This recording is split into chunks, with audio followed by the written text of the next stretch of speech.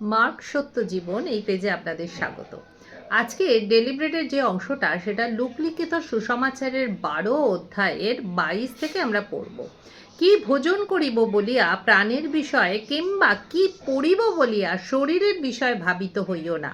কি অদ্ভুত কথা না? আমরা সবসময় যেটা ঘুম থেকে উঠে আমাদের চিন্তা থাকে যে আজ সকালে একবার কি ব্রেকফাস্ট হবে, দুপুরে লাঞ্চ কি হবে, ডিনার কি হবে, সন্ধেবেলা স্ন্যাক্স কি হবে, এখন আমরা সারাদিন এই নিয়েই ভাবি। তো সেটাই বলছে কি ভোজন করব বলে প্রাণের বিষয় কিংবা কি পড়িব, অর্থাৎ কোনো কিছু একটা অনুষ্ঠান এলো, আমরা প্রত্যেকটা সময়ের জন্য আমরা জামা কাপড় খুঁজি, তখন আলমারি টালমারি খুললে দেখবে আমরা সত্যি নিজের মনের মতো মনে হয় কিছুই নেই, আবার কিনতে হবে। তো কেন কেন এটা ভাবতে বারণ করছে? কারণ ভক্ষ হইতে প্রাণ ও বস্ত্র হইতে শরীর বড় নয়। আমরা খাই কি জন্যে? প্রাণকে সুস্থ রাখার জন্যে আমরা খাই। তাই বলছে সেই সমস্ত খাদ্যদ্রব্য থেকে আমাদের প্রাণ কিন্তু অনেক উন্নত। এবং বস্ত্র হইতে শরীরকে আচ্ছাদন করব, শরীরকে কিভাবে ভালো মতো জামা কাপড় পরে শো অফ করা, যেটা আমরা করতে যাই বিভিন্ন রকম অনুষ্ঠানে। অ্যাকচুয়ালি আমরা ভেবে নিই না এই ড্রেস এগুলো কি করব। তা সেই জন্য বলছে শরীর বড় বিষয় নয়। কেন এত কিছু যে আমরা সবসময় চিন্তা ভাবনা করি যে এই খাবো কি পরবো এইসব নিয়ে, কেন বারণ করছে চিন্তা করতে? কাকদের বিষয়ে আলোচনা করো, তাহারা বুনেও না কাটেও না, তাহাদের ভাণ্ডারও নাই, গোলাঘরও নাই, আর ঈশ্বর তাহাদের আহার দিয়ে থাকে। একদম ছোট্ট পাখি কাক, দেখো তারা প্রত্যেকটা কাক কিন্তু নিজের খাবার, কাক বলো পাখি বলো সবাই কিন্তু নিজের খাবার পায়। গোলাঘরে কি তারা খাবার সঞ্চয় করে রাখে? বনের জন্তু জানোয়ার দেখো সকলে। পক্ষীগণ হইতে তোমরা কত অধিক শ্রেষ্ঠ। একটা কাকের থেকে আমাদের লাইফস্টাইল তো অনেক উন্নত। আর তোমাদের মধ্যে কে ভাবিত হয়ে, এত ভেবে কি লাভ? কেন? আর তোমাদের মধ্যে কে ভাবিত হয়ে আপন বয়স এক হস্ত্র মাত্র বৃদ্ধি করতে পারে? সত্যি কি আমরা পারি? আমাদের বয়স, আমাদের যতদিন আয়ুর কাল আছে আমাদের কিন্তু তাই আছে। এতদিনের অমুক সময় অমুক সেকেন্ডে আমাদের হয়তো জীবনের আত্মা বেরিয়ে যাবে শরীর ছেড়ে।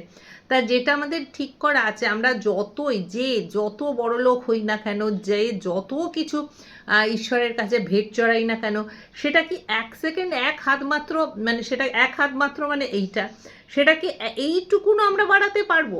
এইটুকুনও বাড়াতে পারবো? কিছুই পারবো না। কিন্তু আমরা কত ভাবি। হ্যাঁ, সুতরাং কানুর পুষ্পের বিষয় বিবেচনা করো। কানুর মানে লিলি ফুল বলা হয়। এর বিবেচনা করো সেগুলো কেমন বাড়ে। সে সকল কোনো শ্রম করে না, সুতাও কাটে না, তথাপি আমি তোমাদের বলছি বলে এখানে সলোমন রাজার কথা অনেক কিছু বলা আছে। তো এইখানে যেটা ঘটনা, যেটা বলছে আমাদের দিনের মধ্যে বা জীবনের অনেকটা সময় আমরা ধরো এখন আছি, আজ থেকে 10 বছর পর কি করব, 15 বছর পর কি হবে, এরপরে লাইফ কি করে কাটাবো, সেইটা ভেবে ভেবে আজকের সমস্যা আমরা তৈরি করে ফেলি।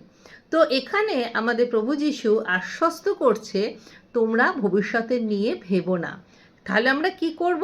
এইখানে আরেকটুখানি ছেড়ে আমি বলছি, আর কি ভোজন করব কি পান করিবে এ বিষয়ে তোমরা সচেষ্ট হইও না এবং সন্দিগ্ধ চিত্ত হইও না, কেননা জগতের জাতিগণ এই সকল বিষয়ে সচেষ্ট। বেশিরভাগ মানুষই কিন্তু এই নিয়েই এখন ব্যস্ত আছে। যারা প্রভু যিশুতে আছে তিনি তাদেরকে আশ্বস্ত করছেন, কিন্তু তোমাদের পিতা জানেন এই সকল দ্রব্যে তোমাদের প্রয়োজন আছে।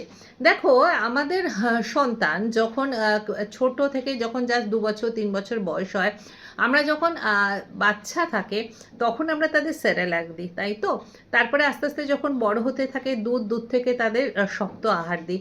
তারপরে শক্ত আহারের পর মোটামুটি 2-2.5 বছরের পরই আমরা মনে করি না এবার তাদের স্কুলে যাওয়ার দরকার, তারপরে তাদের টিউশনের দরকার।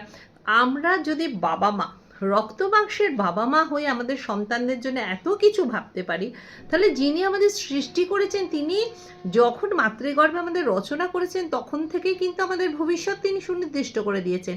আমরা অনাবশ্যকভাবে ভাবতে থাকি। তাহলে আমরা কি ভাববো? ভাববার কি বিষয় আছে? তাহলে কি বলছে, এই সকল কিন্তু তোমাদের পিতা জানেন যে এই সকল দ্রব্যে তোমাদের প্রয়োজন আছে, বরং তোমরা তার রাজ্যের বিষয়ে সচেষ্ট হও, সকলই তোমাদের দেওয়া হবে। হে ক্ষুদ্র মেষপাল, ভয় করো না, কেননা তোমাদের সেই রাজ্য দিতে তোমাদের পিতার হিত সংকল্প আছে। ঈশ্বরীয় রাজ্যে ঢোকার মতো অধিকার আমাদের দিয়েছেন, আমাদের যাজকের অধিকার দিয়েছেন ঈশ্বর। যাজক কী করতেন পুরনো নিয়মে, বা আমরা যখন দেখি যে মন্দির টন্দিরে যাজক কী করেন, যাজকের বিশাল অধিকার, একদম গর্ভগৃহে ঢুকে ঈশ্বরের সাধনা করার অধিকার। তো এখানে আমাদের কি বলেছেন, প্রভু যীশু আসার পর তিনি এমন অধিকার দিয়ে গেছেন যে অধিকার হচ্ছে আমাদের যাজকের অধিকার। তো ঈশ্বরের রাজ্যের সন্ধান করারও অধিকার আমাদের আছে, এবং সেটা আমরা যা চাইব, কেননা তোমাদের সেই রাজ্য দিতে তোমাদের পিতা হিত সংকল্প আছে। তোমাদের যাহা আছে বিক্রয় করিয়া দান করো, আপনাদের জন্য এমন থলি প্রস্তুত করো যাহা জীর্ণ হয় না, স্বর্গে অক্ষয় ধন সঞ্চয় করো, সেখানে চোর নিকটে আসে না, কীটেও ক্ষয় করে না। এ প্রসঙ্গে একটা গল্প আছে। একজন ভদ্রলোক অনেক কিছু সুন্দর করে গুছিয়ে, বাইবেলেই আছে, গুছিয়ে টুচিয়ে মানে অনেক সব জায়গা থেকে নিজেকে বঞ্চিত করে সব কিছু গুছিয়ে টুচিয়ে নিয়ে, তা একটা সময় যখন মনে করলেন যে আমি সমস্ত কিছু রেডি করেছি, সেই রাত্রেই তার জীবনের শেষ দিন হলো। তো আমরা কি সঞ্চয় করছি, আমরা কি করি, আমরা ভল্টে সোনা রাখি, আমরা নিজেদের ব্যাংক ব্যালেন্স বাড়াতে থাকি, কিন্তু সেগুলো করতে গিয়ে আমরা কত অসৎ উপায়, কত অসৎ কাজকর্ম করে থাকি না সেগুলো করতে গেলে। কিন্তু সেইগুলোকে আবার রক্ষা করার জন্যে আমাদের আরও প্রোটেকশান নিতে হয়।